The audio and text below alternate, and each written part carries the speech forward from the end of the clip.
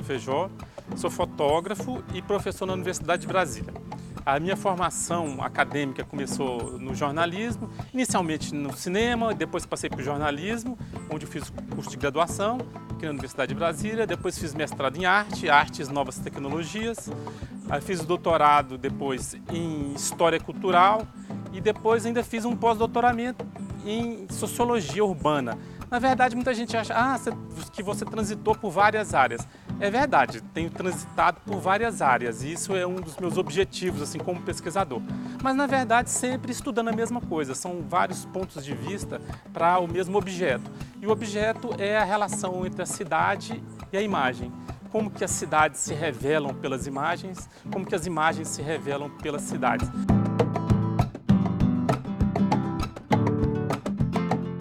Eu nasci dentro de um escritório de arquitetura, pai e mãe arquitetos. E meus pais gostavam muito de fotografia, de artes plásticas. Então, desde sempre, eu convivi com a imagem, né, e com a fotografia também. E a primeira vez que eu entrei num laboratório de fotografia, na minha vida, eu senti que ali tinha uma coisa que eu queria fazer. Assim, sabe, a primeira vez que eu entrei, fiquei assim muito abalado, nem dormi direito, fiquei assim, aquilo bateu de uma forma que eu falei, isso aqui é alguma coisa que eu quero fazer na minha vida, né? E naquele momento de adolescência que você está buscando, o que é que eu vou ser, né? O que eu vou fazer? E a fotografia, quando ela apareceu, foi uma revelação. E aí eu segui, né? Fui estudar cinema, jornalismo e entrei no fotojornalismo, né? Inicialmente eu trabalhei em jornal, e fiz uma carreira curta assim, dentro do fotojornalismo porque a vida acadêmica me chamou também muito. Sempre gostei muito de estudar, né? E o melhor lugar onde a gente tem tempo para estudar, condições para estudar, é dentro da universidade, né? Então fui buscar meu lugar dentro da universidade. Foi mais ou menos assim que se construiu e dentro da universidade eu sou um fotógrafo. Um professor de fotografia e que, como eu gosto de dizer sempre, eu sou um fotógrafo e um professor. O dia que eu deixar de ser professor, eu deixo de ser fotógrafo e vice-versa, né? Estou sempre fazendo e buscando melhorar meu trabalho e também esse convívio com os estudantes sempre é muito bom, porque renova a gente, né? A gente está sempre encontrando novos alunos e a gente vai encontrando novos caminhos também. Meu tema principal, assim, desde o primeiro momento, é a paisagem urbana, a cidade. Esses dias eu estava lembrando do primeiro filme que eu fiz. O primeiro filme que eu coloquei dentro da máquina, aqui em Brasília, eu desci e fui fotografar as quadras, né? A quadra onde eu morava na época, na 302 Sul, e aquilo me interessou, na relação do espaço, do homem com o espaço, a relação do homem com o seu lugar. E esse é o meu tema principal, e depois isso foi se ampliando, saindo de Brasília para as grandes metrópoles, saindo de Brasília depois para as cidades coloniais. Então essa questão da cidade como o lugar das permanências humanas, o lugar onde acontecem os encontros, os desencontros, as praças, os cantos abandonados, os cantos ocupados, né? O processo de conflito que é inerente à própria vida da cidade, né? O conflito da ocupação pelos espaços, a busca por um lugar no mundo, né? Então a cidade sempre me interessou muito.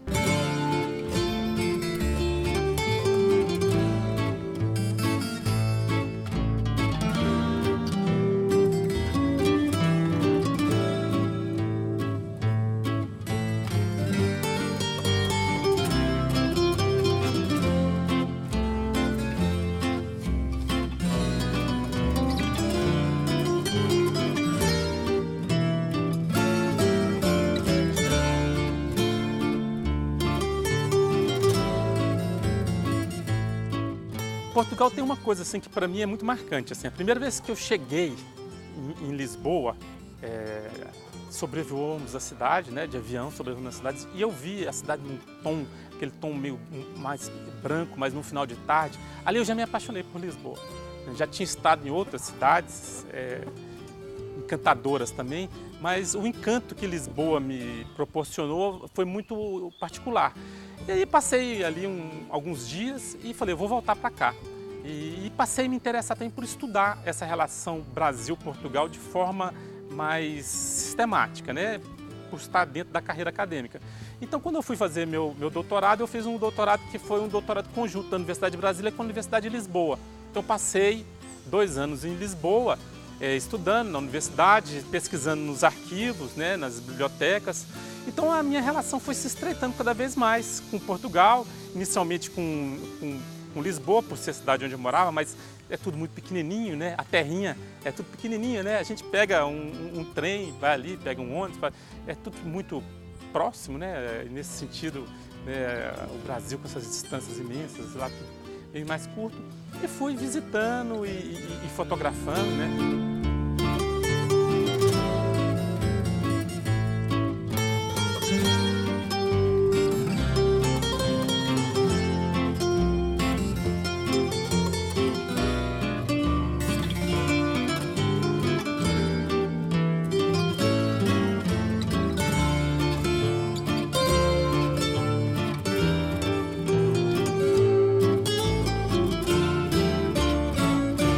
Assim, essa agonia de fotografar o tempo inteiro, não. Deixa a câmera fotográfica encostada em muitos momentos. Também não gosto dessa ânsia louca de estar fotografando tudo, não. Mas buscando a minha interpretação dessas cidades, das cidades portuguesas. E uma paixão muito grande por Portugal, porque ali sempre me senti muito bem nas cidades portuguesas.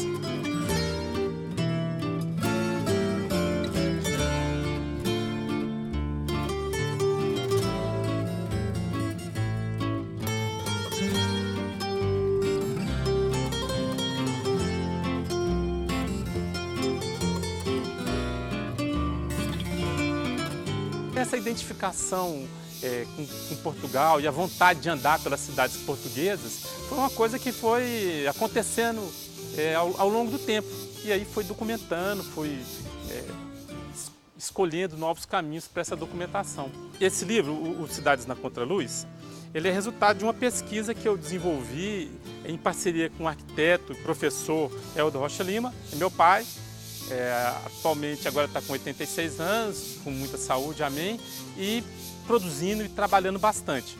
É o 5º livro que nós fazemos juntos, na verdade. Já fizemos outros livros sobre as cidades goianas aqui no Planalto Central. E esse aqui veio durante uma viagem que ele fez quando eu estava em Lisboa. Ele foi me visitar e fizemos lá uma andança pelas cidades portuguesas. E essa mesma sensação que eu tive desse bem-estar em relação às cidades portuguesas, ele teve também, se identificou demais. Ele, menino do interior, criado na cidade de Goiás, se sentiu muito em casa naquelas cidades todas. E aí a gente foi verificando as identidades.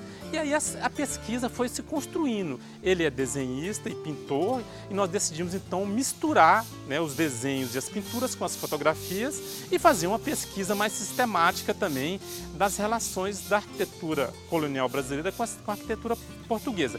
Inclusive demonstrando as influências que os brasileiros retornados tiveram, que os portugueses que vieram para o Brasil e aqui se aclimataram e tiveram algumas influências da população negra, da população indígena, e essas influências refletem na arquitetura também, que voltou para Portugal. Então é um caminho de ida e volta. É lógico que veio mais do que voltou, mas muita coisa voltou também. Então a gente pesquisou isso, essas identidades, a formação das casas portuguesas, a oportunidade de vivenciar esse estar, né, nas cidades portuguesas, e ao mesmo tempo fazer uma pesquisa também do ponto de vista acadêmico, né, embasado na bibliografia dos outros pesquisadores, arquitetos que pesquisaram.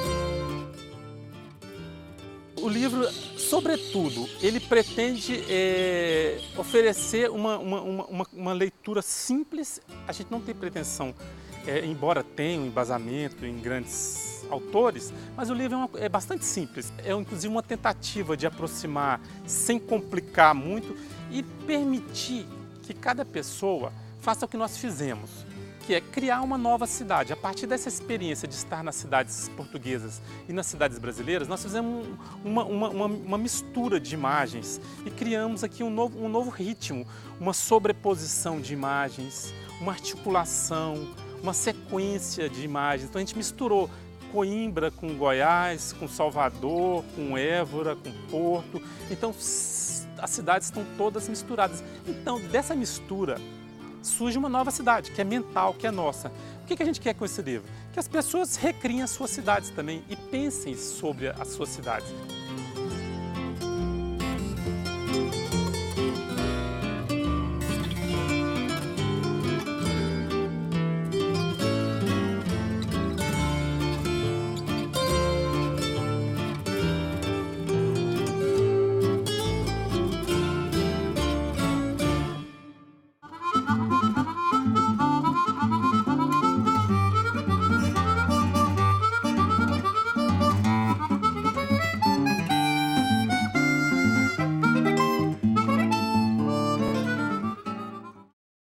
Bom, meu nome é Pablo Fagundes, eu sou um músico brasiliense, tenho 37 anos e vivo de música, vivo desse instrumento aqui, da gaita.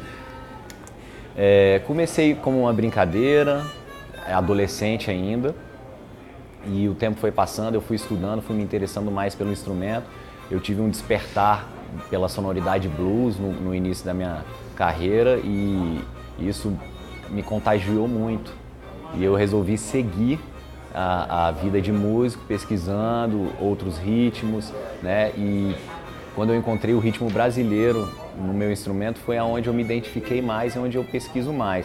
Hoje eu já gravei diversos discos, fiz participações com muita gente, né? Tô em fase de gravação do meu segundo disco que leva o meu nome. Já tive, o primeiro foi o Foles, né? Que é o Pablo Fagundes 1, digamos assim. Depois disso eu gravei um disco com um americano chamado Ted Falcon, um disco em parceria, também instrumental.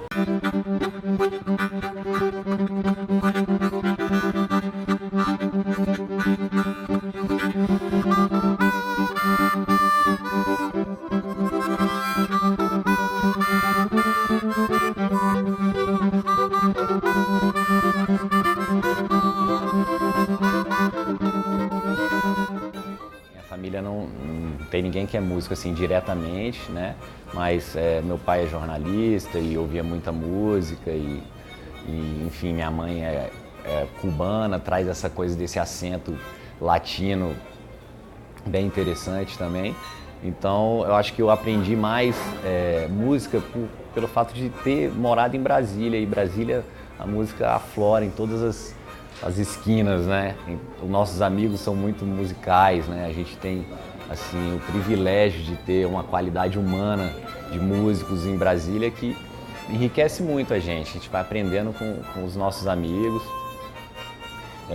Faço diversos trabalhos, sou professor, né? Eu sou professor lá no Clube do Choro de Brasília, onde eu dedico 2 dias da semana apenas para dar a aula, assim, tento organizar, né? Quando tem as viagens eu tenho que arrumar um substituto, essas coisas assim, né?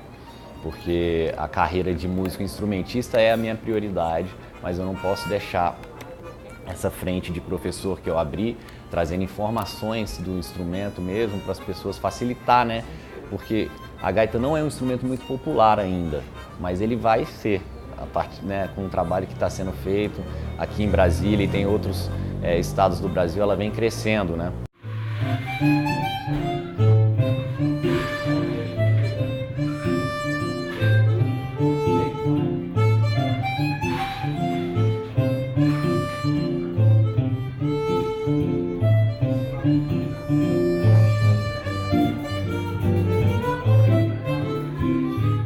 Eu comecei brincando com a gaita de blues, que eu vou tocar um pouquinho nelas também para vocês ouvirem depois.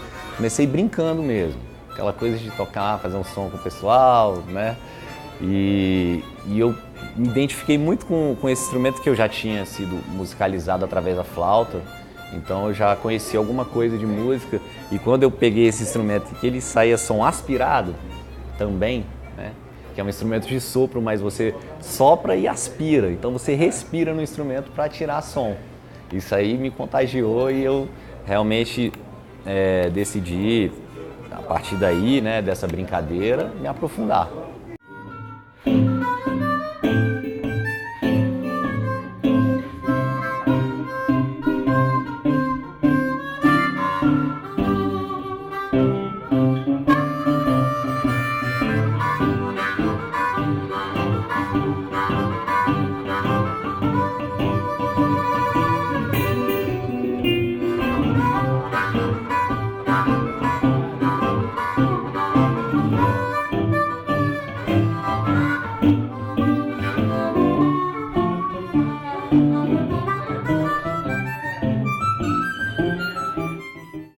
músico, acho que hoje, para ser bem sucedido, ele tem que fazer muitas coisas. Ele não pode apenas tocar muito bem ou apenas vender o seu trabalho muito bem, né? Então ele tem que ser um pouquinho de cada. O tocar muito bem é uma coisa assim, é um pré-requisito, mas só isso não dá para você viver bem de música. Você tem que ter muitos contatos, muitos amigos, né? Eu por tocar um instrumento específico, né, como carro-chefe, para achar esse mercado, eu procurei bastante e vi que se eu ficasse só em Brasília não ia dar muito certo, assim. Quer dizer, não saio de Brasília por nada, moro aqui, é minha base, mas para eu conseguir ampliar, né, o poder da minha música, o alcance da minha música, eu comecei a visualizar outros países que valorizassem esse instrumento.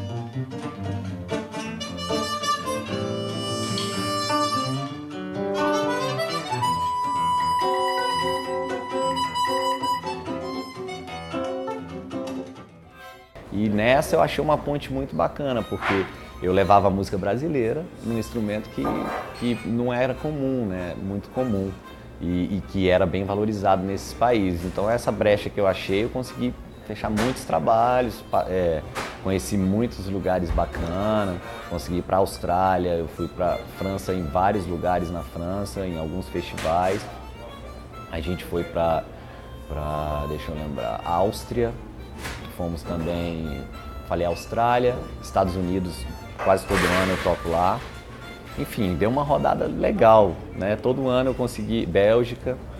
Então, desde do primeiro festival que eu consegui penetrar, digamos assim, ele abriu portas para outros festivais, os formadores de opinião do instrumento conheceram o meu trabalho, que até então não conheciam. Eu fiquei impressionado com a França, a organização que eles têm em relação ao instrumento. Eles têm festivais em vários lugares do país, né? Mais de um festival por ano, de harmônica, onde reúne muita gente, eles trazem artistas de fora, então eles têm um público já formado, não é aquela coisa de você tocar para um pessoal que não conhece o instrumento, não.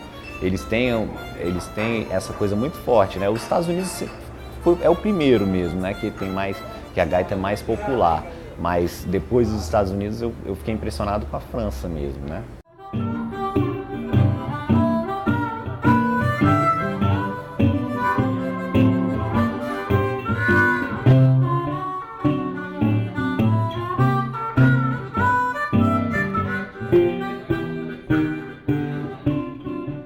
Aonde eu tive a oportunidade de mostrar, eu fui sempre muito bem recebido. Eu tive o cuidado também de escolher algumas músicas que representassem bem nosso país, né? Misturando com algumas músicas autorais também, né? Que trouxessem o tipo de energia que eu queria. Então, sempre tentando interagir um pouquinho com eles, né? Com o público. E a resposta foi sempre muito positiva.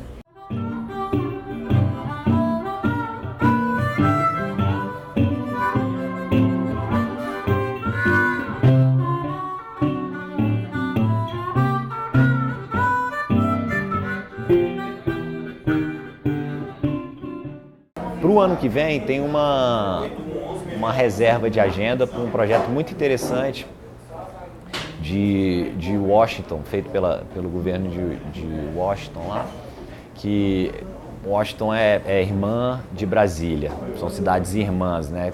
Brasília se inspirou em algumas coisas de Washington e tudo, né? Então eles têm um projeto que eles unem um músico americano com um músico brasileiro e eles me selecionaram. Fiquei muito feliz com essa história, é Chris Style o nome do músico. Então ele vai passar 15 dias no Brasil, eu vou passar 15 dias lá e no final dessa vivência que a gente vai ter, a gente vai gravar um outro disco, completamente diferente. Que ele é uma praia bem swingada, uma coisa, ele canta, toca vários instrumentos e faz o beatbox, né, com a boca.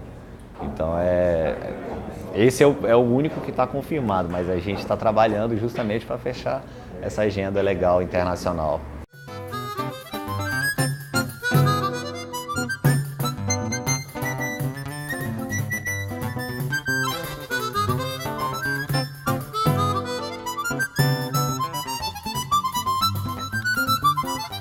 Eu tive muita sorte, porque tive alguns padrinhos musicais, né? O primeiro deles foi o Dominguinhos mesmo, que participou do meu primeiro disco e sempre que vinha em Brasília me chamava para participar do show dele. Eu fazia uma participação especial aqui, outra lá. Isso me motivou muito, me influenciou bastante.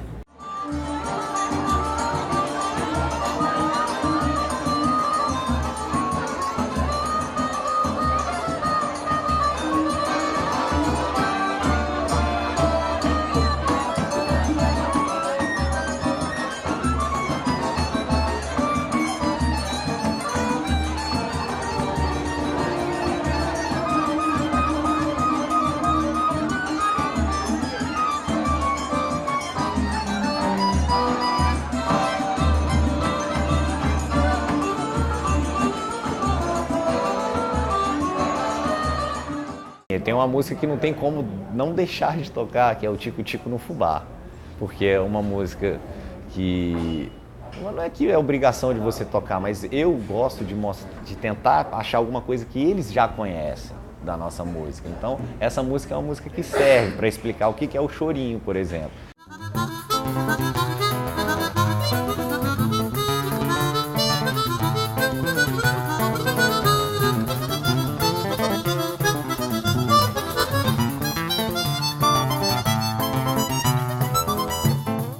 Eles não sabem o que é o chorinho, né? Sabem o que é a bossa nova, né? Mas o chorinho mesmo eles não sabem. Quando você fala, não, e essa música você conhece? Você toca e ele, tá, aquela música que tinha uma mulher que tinha umas coisas na cabeça, umas frutas, né? Carmen Miranda, né? Eles lembram disso, né? Então, essa música aí tem até um arranjo bem bacana aqui com o meu parceiro Marcos Moraes, que foi um parceiro de muitas dessas viagens, que a gente emenda essa música com o Voo do Besouro, que é uma música tradicional erudita, né? A gente fez um arranjo que a gente consegue mesclar as duas e essa é sucesso total.